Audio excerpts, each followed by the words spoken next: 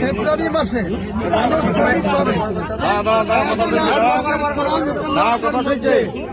ফেব্রুয়ারি মাসে প্রথম দিকে 1 লাখ কোরআনের হাফেজ মুফতি তাদেরকে একাট্টা করব, ভালো করে মাংস ভাত খাওয়াবো এবং কোরআন খতম করাবো, তারপরে বাবরি মসজিদের কাজ শুরু করব। দলতে হিসাবে তো আমি একটা পলিটিক্যাল লোক, আমাকে তো দল করতেই হবে, যেহেতু তৃণমূল শুধু বাবরি মসজিদ করার জন্য আমাকে সাসপেন্ড করে দিয়েছে। আপনারা সবাই নবী হাকিম বলেছে আমি নাকি রেজিনগরের বাড়ি লাগাই কেন মসজিদ।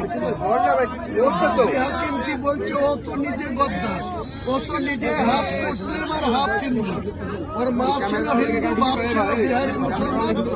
তারপরে মমতা ব্যানার্জি ছত্রছায়া থেকে কলকাতার মেয়র হয়েছে, মন্ত্রী হয়েছে, ও মুসলমানদের জন্য